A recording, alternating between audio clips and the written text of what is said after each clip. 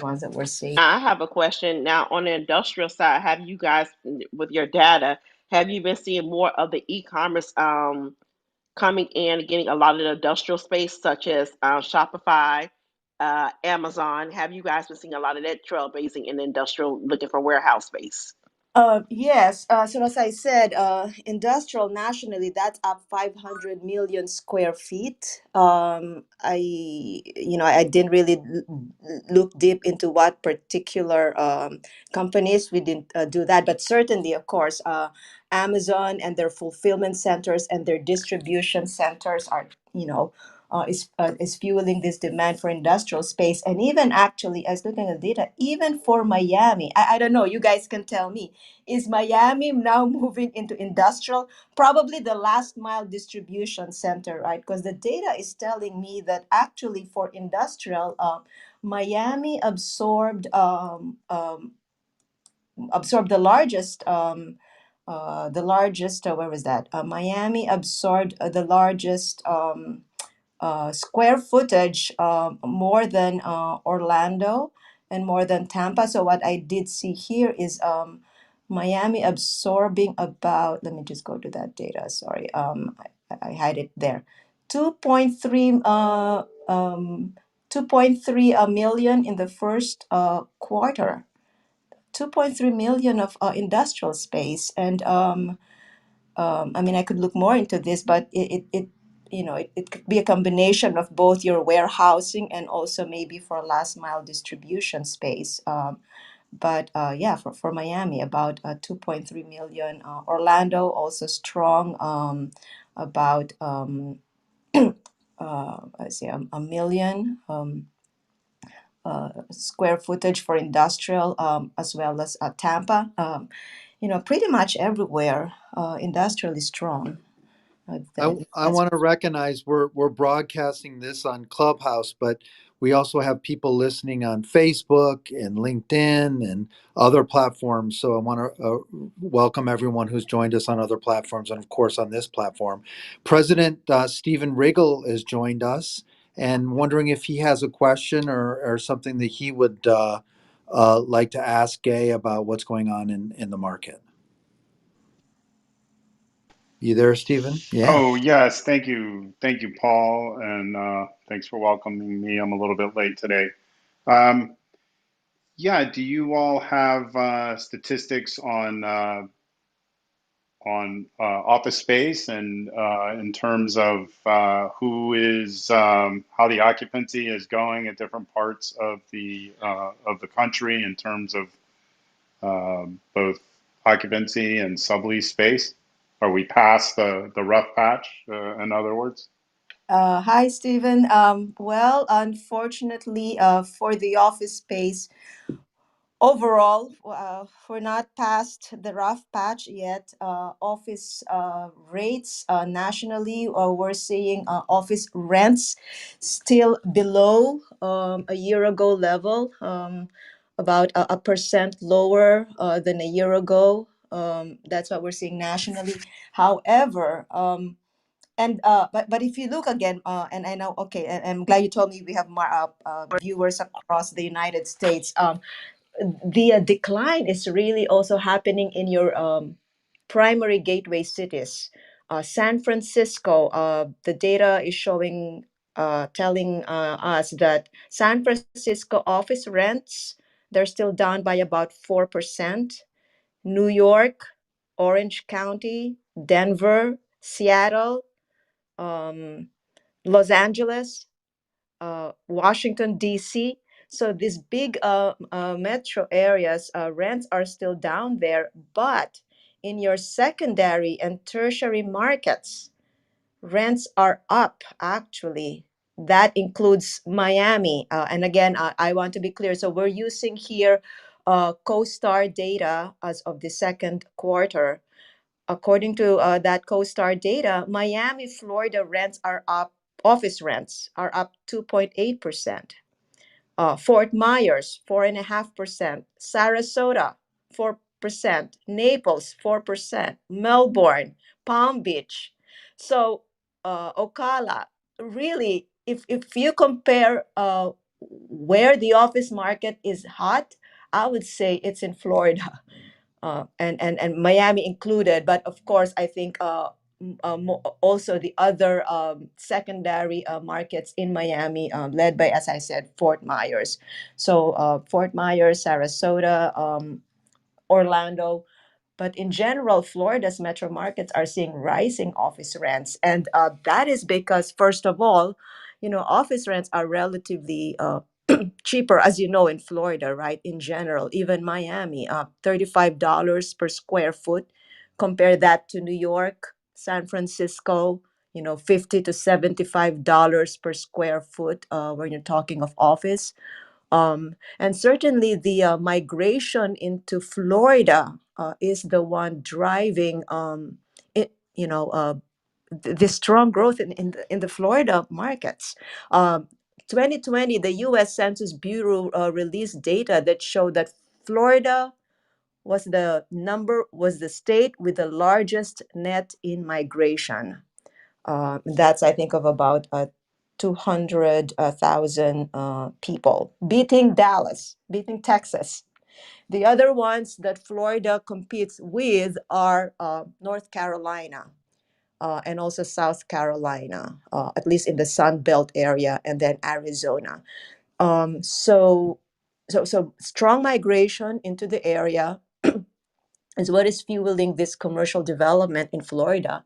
And then the second, I think, I don't want to be political here, but those tax incentives, I think, are attracting businesses. I got the $3,000 tax credit if you generate extra employment or expand new jobs. I think those are pretty strong incentives for someone to locate in Florida on top of the low rents, the low office rents that are already there. So that's what I'm seeing with regard to the office rent. But and I just want to add also that, as you know, of course, businesses go where prices are affordable, right? Homes are affordable, and again, Florida in general has very affordable prices compared to say New York, California, Washington. Um, um, Median prices, listing prices about 250 to 350,000 compared to about 500,000, 700,000 in those other areas that I cited, or the Washington D.C. So home prices are affordable. The job prospects are good, I think, because of these incentives, and then really just because people are moving into the area, right? The office. I think office is being driven also by the demand for office space from, say, the financial industry. I think I did a study. I think I don't recall where Ameriprise is, but I think is Ameriprise somewhere in Palm Beach or Cape Coral, but they have an office, and so they're probably serving these baby boomers who are retiring into the area, right? How are you going to be investing your money? They need medical services, so you've got your medical and healthcare facilities being set up there. So just this migration into the area, firstly from the baby boomers, and potentially from the working from home. I mean, our offices our companies are still evaluating their work from home policy.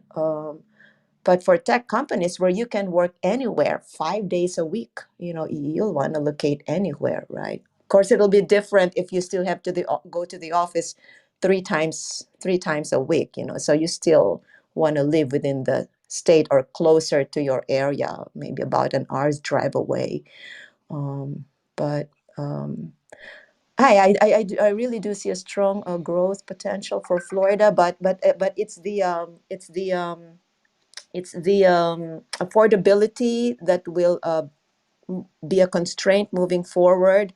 So I did mention that Florida is very affordable compared to New York, uh, California, um, Washington D.C. But looking at the context, we know that the Sun Belt area is the hot market area Florida is more expensive than North Carolina, so that's something to think about. How will Florida and Miami, try to position themselves against a market area like Raleigh, which is strong, uh, Charleston, and then even the Midwest areas like Indianapolis and Kansas. Those are very affordable markets. They're also trying to attract jobs. Um, so those will be the markets that Florida and Miami will have to be competing with, and a little Excellent. bit, yeah, a little bit one last metro area, a little bit further in the west. We know that Phoenix is hot, but Phoenix is starting to be expensive, and people are moving down to Tucson. So just I guess my point is kind of like be aware of what's happening across the other markets, which was what I was trying to impart, I hope, successfully to everyone when you look at what will be the overall prospects for Miami and for Florida. Well, it's excellent. It gives everybody a lot of perspective to realize that South Florida, apparently, and Florida is. Yes. Hello. Hi, Hello. Olga, did you have a question for Gay? No, I do not. I appreciate for all this information and reports and so many details on what's going on in the market. I do not have any question. Thank Yes, and all this data that I'm talking about, you can just go to very easily nar.realtor.org, and then you will see a tab at the top called research. So that's easy. And then once you hit research, you'll see commercial. Then just hit commercial, and you will be able to see there what you call the commercial metro market reports. So we have data on 390 markets. And for Florida, we have data on, yeah, almost all of the metro areas there. So just go there, and then monthly we also produce a commercial market insights report. It for us too. It's just for us to understanding the market, and we're sharing with you what we're finding as we ourselves try to understand the market.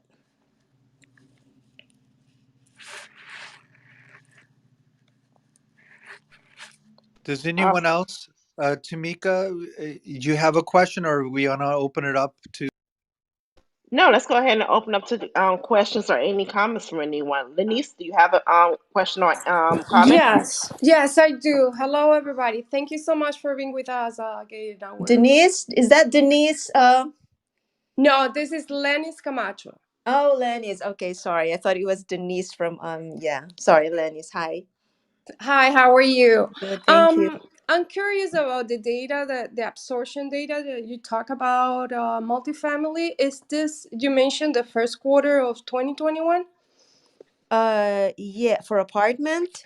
Yes. Yes. Are you talking about for Miami? That you mentioned the top 10 cities. Oh, yes. Okay. Okay. So So let me. that data is 2021, I'm guessing. Yes, yes. So that Okay. data is 2021 as of the second quarter. And really, I just want to explain how we were doing that. As I said, we look at the data for the metro level and we compare that to the United States. And it's very easy. We say, well, is vacancy rate higher in this metro area compared to nationally? And if the vacancy rate is lower in a metro area, that means it's doing better than nationally. So we give it a point. And Okay. yeah, we just ranked everyone, and yeah, that's what it came up to be. Okay. Yes, because uh in my understanding of the multifamily, it looks like the top 10 that you mentioned are, the latest that cities that are recovering after 2020 pandemic effect. I think those are the cities that are, catching up on recovery, like Yes, New York, California, San Francisco, so Washington D.C. I think here in Florida we start early the recovery, and the absorption was faster. on the period of on the absorption period of last year. And I'm saying this because obviously we see an increase in rents. I don't know if you have mentioned any data about how the increase in rents. In Miami last month, we were looking about 10% to 15%, and lately we're talking about in Miami 24% increase in rent. So definitely it is a huge problem with supply. Mm-hmm. And I see it in my practice that it's very difficult to find apartments available. So just wanted to clarify for myself where the data, the Yeah. period. Yes, yes. So the figures that I talked about, I think you were mentioning the cities of New York, Washington, Los Angeles. So those were the top rental markets for multifamily. And you're right. If you look now at rent growth, you know what is the number one metro with the highest rent growth? Again, they're in Florida. It's Yeah. like mind blowing. Naples again. So sorry, this is rent growth as of August 22. August 22. That's how updated this data is. As of August 22, again, this is CoStar data compared to a year ago. Naples multifamily rents are up 33%. Sarasota, Yep. 33%. Punta Gorda, Palm Beach, Port St. Lucie. These are, you're right. Miami, I think it was about 10% before, yeah, but I think right now about 20.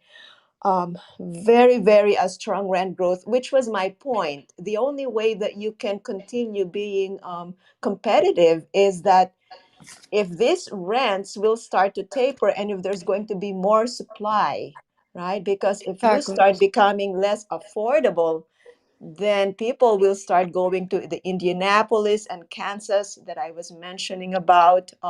So I think in terms also just for, I guess Yeah, I would say policy advocacy. So multifamily is crucial, increasing the supply for multifamily.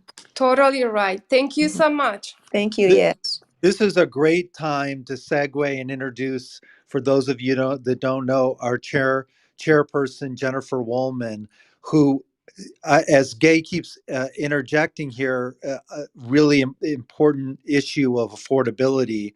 Jennifer's super knowledgeable about that, and that factors into commercial as well. So I don't know if Jennifer wants to unmute herself and has any questions or any thoughts on these issues as well, or if she's just in listening mode. Hi, Jennifer.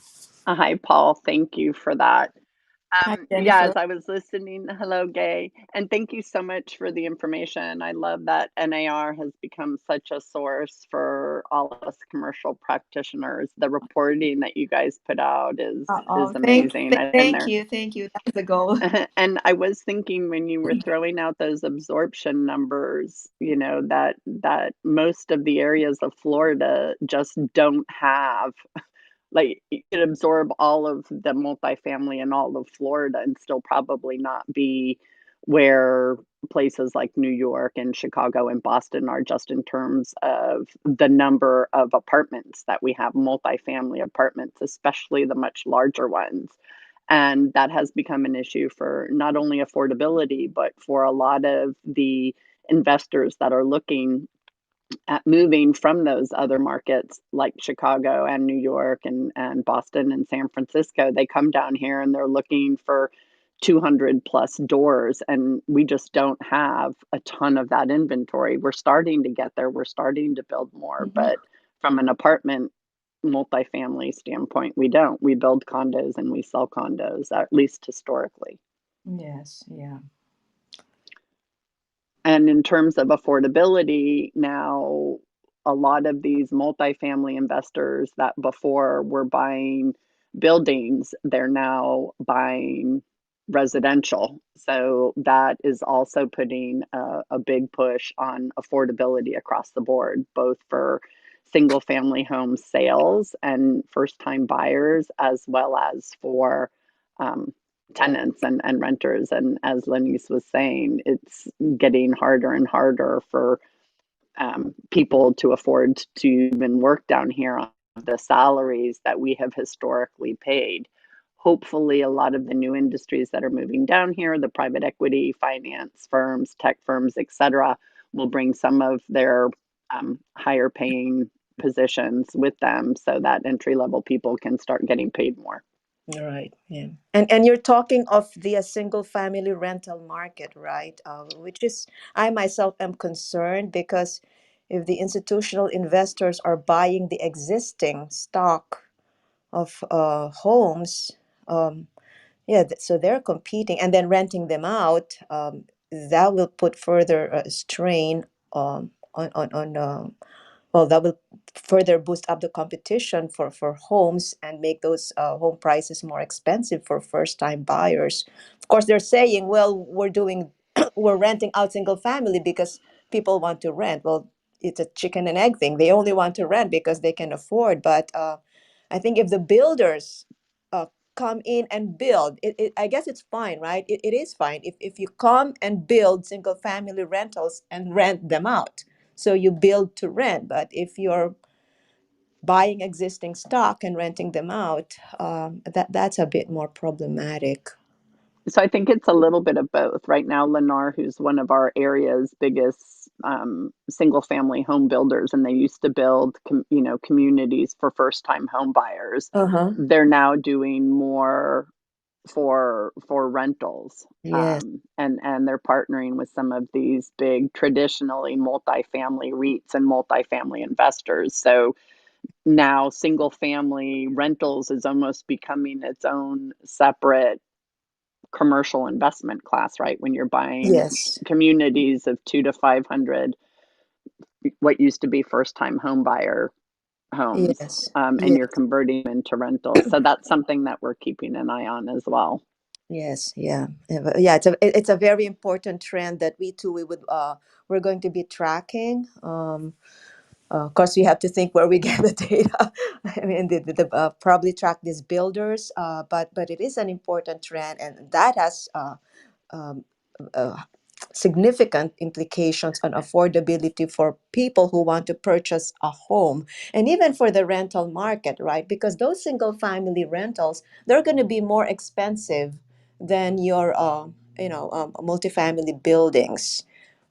So that will also have an impact on affordability. But we understand that the market has to serve various demand points, various demographic profiles. But it's an interesting development that I think will, yeah, just have serious implications for people who want to buy a home, and also for the rental market itself. Yeah. Hey Gay, how are you today? It's Michael Hinton. How are you? Michael, how are you? I'm great, my friend. I'm so glad you made it to us, and I'm sorry I missed the opening part, but Oh, great to see you after our chat in Chicago and joining us today. It's awesome. Um, I have it's kind of a two-part question, if you will. From everything I'm hearing from you, we seem to have this insatiable appetite for multifamily in Florida and South Florida. Do you see anything in your data that shows we're going to be coming up to a tipping point where we're going to get to oversaturation? Because we always deal in cycles. We overbuild and then the prices drop, and then prices go back up, and then we build more. And so, as these cycles, do you see this cycle running 6 months, a year? Do we just have this continual demand for it, or do you see a point in the near future where we might actually have a saturation point and be overbuilding? Do you see any of that in your data? right now, I don't see any overbuilding because I mentioned about those high rent growths, right? Mm-hmm. 20% to 30% rent growth. So price is the best indicator of demand. And so we know that with those high rent growths, demand is still far outstripping supply. And I mean, I don't see some, at least I don't see any overbuilding, at least within the next 3 to 5 years, again because of the retiring baby boomers. That is one. And so I don't see any overbuilding yet for now. But of course, maybe 10 years, I don't want to I don't want to forecast that far, but within the Well, next 2 to 3 years, demand is going to be strong, is what I can say. awesome. You just made a whole bunch of real estate agents very, very happy with that. So Yes, we love to hear that the demand is high and prices are rising, and that makes our job yes, so much yes, easier. So that's good news. So you're thinking at the earliest 3 to 5 years that we might even get to some sort of saturation point. That's awesome. yes, Cool. That's good yeah, news. yes, yes. And of course, we Tamika, know that in Tamika, Miami. Oh, if I'm, oh, sorry. oh yeah, Fernando, is that Fernando? No, No, that's that's Chepe. Chepe. Hey, Oh, Chepe. oh, Chepe. Hi, Chepe. Pretty good. Now, listen, I was listening to the whole thing, conversation on oversupply, over demand, and if we're building too much or not. And recently, in one of our CCIM events, I was talking to Gary Ralston, which is an instructor, CCIM instructor, and economist too, and he was talking to us about a very important factor that we need to always factor in is population. You said that Florida is the state with most immigration in the Yes. nation, and he was saying that it's 1,000 people coming a day to Yeah. Florida. Out of that, about 30% are coming to South Florida, which means that whatever we build, we're going to absorb very quickly. And Jennifer Yes. was mentioning something also that's very interesting is that the price point of these newcomers to Miami, new people immigrating to Miami, especially, they're not your lower income level personnel. Let's say they're Hmm. coming with good salaries to all the Bitcoin and all that type of market. So it is very interesting, and I think we have to build a lot more. And if you see a lot of builders are buying land, not only for multifamily but also for single family. So very interesting time. Yes, yes. And I think, Punta Gorda is much smaller than, of course, as you know, than a Bradenton or Cape Coral. But I think what is driving the market in Punta Gorda are these retirees, right? So, yeah, retirees are really a strong factor, as I said, for the Florida market. You're right. So let me just mention that's 174,000 people moved into Florida last year. So yeah, that's a lot of people beating, and Texas is about 162,000. Yeah, and I'm a numbers person, so I just want to do the math. 360. Yeah. You're right.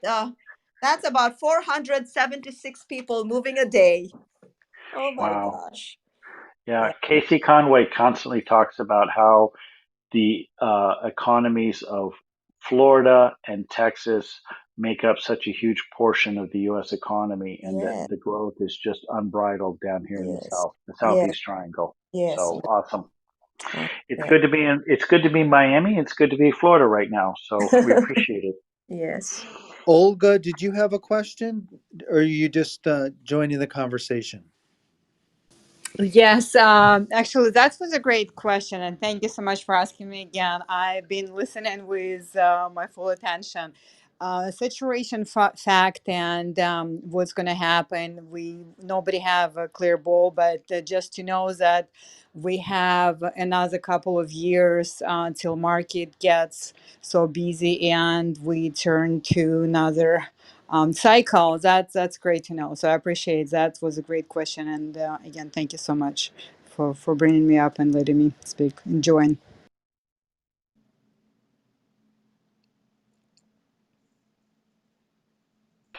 Hey, I see Inez is there in the audience. Do you want to come up to the stage? You got a question? Um, Tamika, I'm not sure how to bring somebody up on stage. I just invited her, so I'll see whether or not she's All available right. to speak. Oh, there she is. Hi, Inez. Hi guys. Hi, Hi. Again, Annette. congrats for having this amazing room and providing such amazing information to the real estate community, especially on the commercial side. So kudos to all of you and thank you for inviting me on stage. Um, You know what? It's always fun to see the economist's perspective on, because obviously as realtors we have a completely different perspective on, because we're boots on the ground and we see what's happening on the daily. Um, when it comes to supply and demand, I mean the obvious is obvious. So Gay, thank you for I know, putting a right? push on that. Economics is I common think, sense, as they say. and I so So appreciate that. appreciate that. Now, Now, what? And I think I have an echo, so correct me if I'm wrong. So my question is, because it's the question that I think us as realtors, we know the answer, but it's really great to know how to portray that to the consumer. You know, the market is so strong right now, and there's people obviously talking about a bubble, which we know what happened in 2008 is not going to repeat. There's so many factors, but I'd love to hear the perspective from an economist of how you deal with that bubble question, if you don't mind. well, so it's if in 2008 when the economy burst, there was really then um, an oversupply because of easy money, right? So lending was very easy. Anyone could borrow without any documentation of income. So that was what was driving the bubble.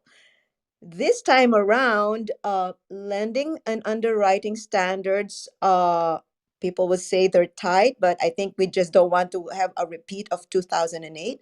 What is really driving prices now is lack of supply. So it's not bubble. So there's a reasonable demand that's there, right? People, like in the case of Florida, people are retiring. You know, they want to retire in Florida where the weather is nice. There's that legitimate demand. Unfortunately, that demand is not being met by supply. And we know that the supply of labor that's available to build homes has not returned. We are still short of about 200,000 construction workers. And lately we've had problem with high lumber prices, and of course the pandemic affecting the supply chain of materials for appliances, for and the production production of homes, and parts needed to construct a home. So there's legitimate demand, but supply is not catching up. So there is no bubble in that sense. The answer is what can be done to increase that supply. That's I think what should be the focus of the discussion, not so much as is there a bubble, but it should be what can be done to increase supply to bring prices down and to meet this demand, this legitimate demand that is there. Hey, Definitely, thank you for that. I think that that one is one that we'd love to answer, and I think we would all agree up on stage right now that it is pretty obvious. There is obvious. My point of view is, and it's I'm assuming that you're in Punta Gorda. Is that why you make mention of that? Oh no, I'm in the Washington D.C. area. Oh, Yes, I just mentioned got, Punta Gorda because there was an earlier comment about Chepe. Chepe mentioned that the people coming to Florida are not your low income people, right?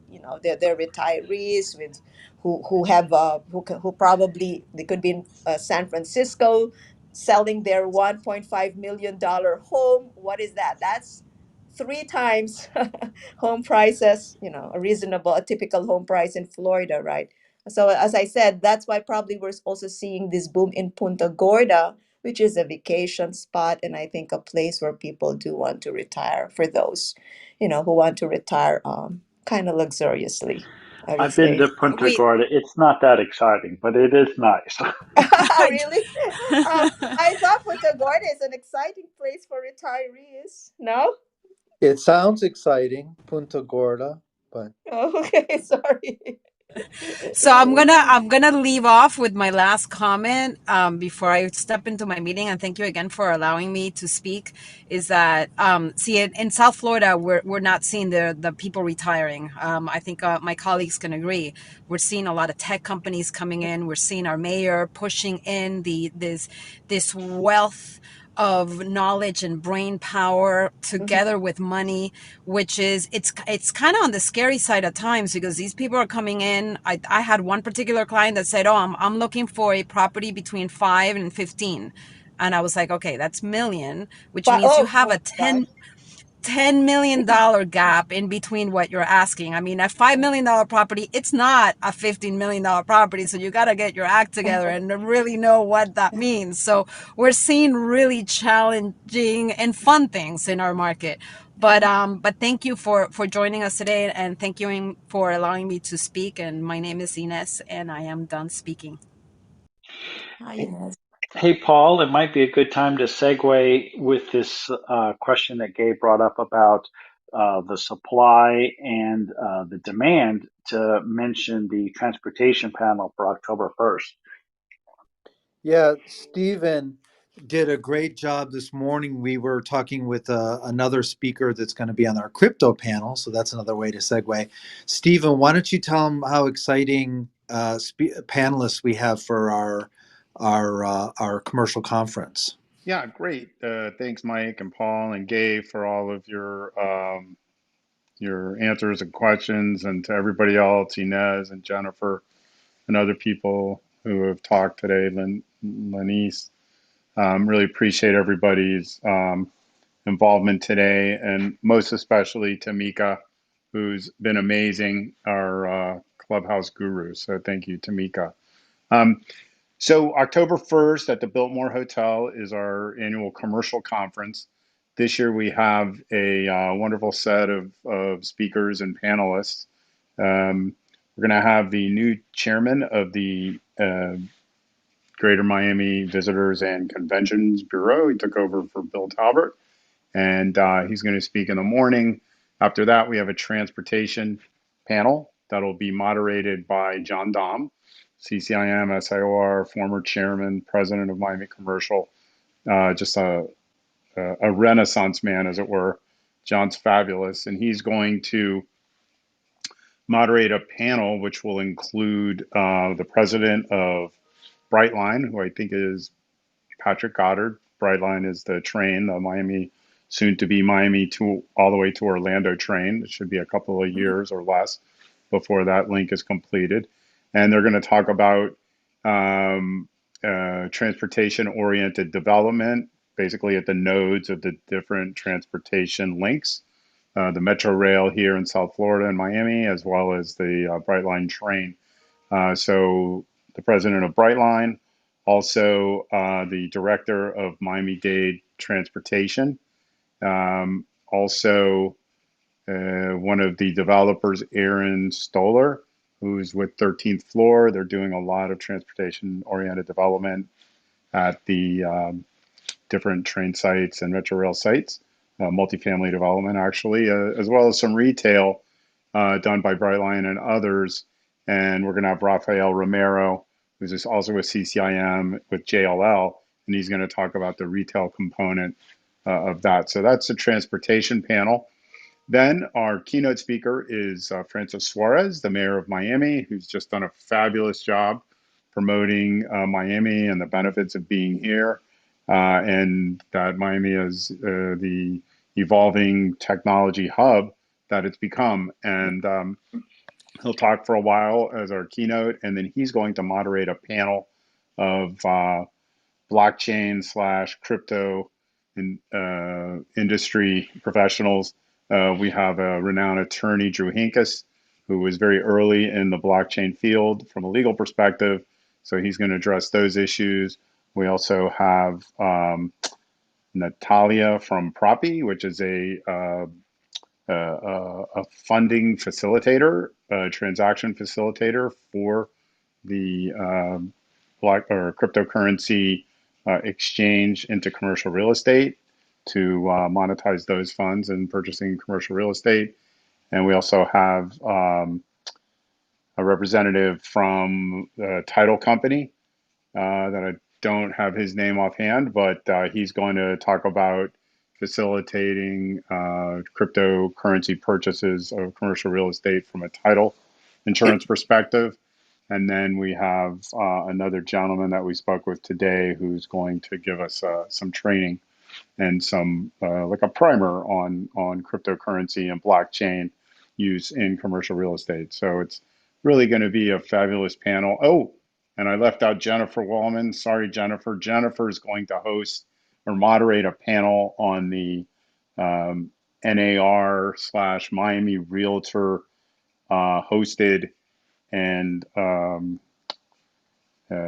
group, which is Reach, which is something that they identify innovators and incubate companies with real estate technology and help them come to market with um, their technology to support real estate and commercial real estate generally. So she'll bring up probably 4 or 5 of those companies onto her panel discussion, and she'll talk about the different aspects and the breakthroughs that they've made in their innovative products to support commercial real estate innovations. So it's kind of an all-around look at what's happening in the commercial real estate industry. So we're very excited about that. And thank you, Michael, for prompting the introduction of that to our group online here.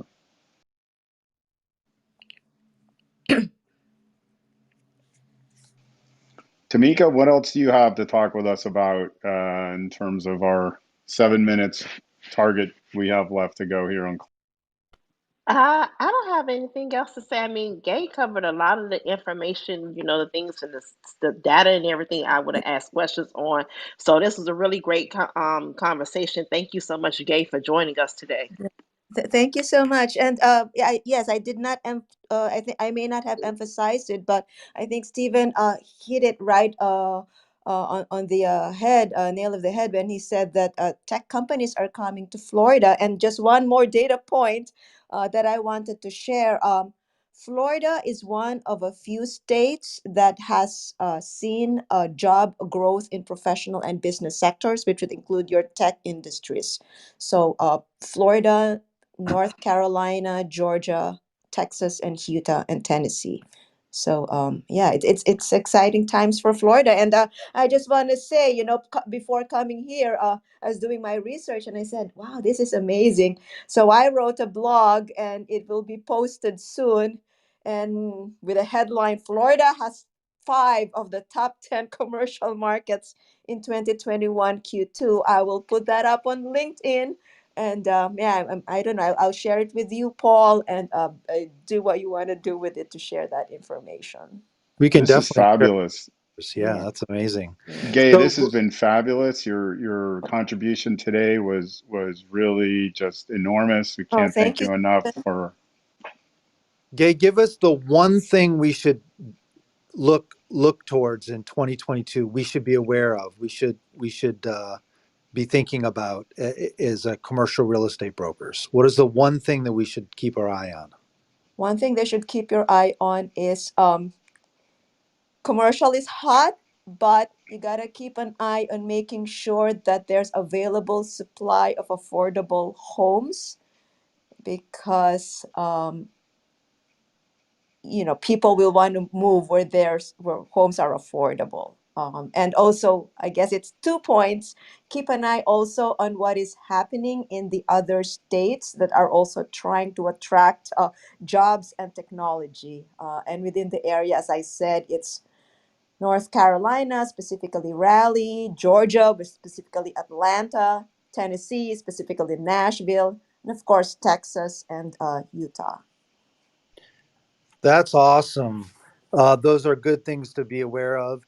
And Tamika and Stephen, Tamika, you want to lead us out? And we're going to be working on bringing some of these reach companies, so these really new, innovative tech companies, to Clubhouse. So I'll be working and we'll be announcing some of them as speakers leading up to our commercial conference.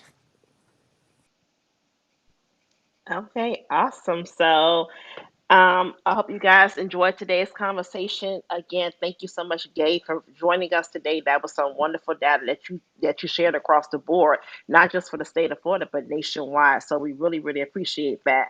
So Yes. if you guys, so we don't have any other questions or any comments. I hope you guys enjoy your great and long holiday weekend coming up. So you guys relax and enjoy this weekend. And if we don't have anything else to say, let's all go ahead. We're closing out the room soon. So thank you Thank guys. you so much. Thank you so Thank much, you. Paul. Yeah, Stephen, Michael, Tamika, and everyone. Thank you so much. I enjoyed this a lot. It was my first time. Thanks. Happy to We're Yes, going to be have you here back. We'll yes, anytime, have you Paul. back real soon, Gay. We're looking yes, forward to hearing Thanks, from you Paul. in a maybe next quarter or something. Thank you so Okay. yes, much. Yes. Thanks. Okay. definitely. Thank you so much. So you guys Bye, enjoy your everyone. weekend. Thank you. Bye. Bye Thank you. bye.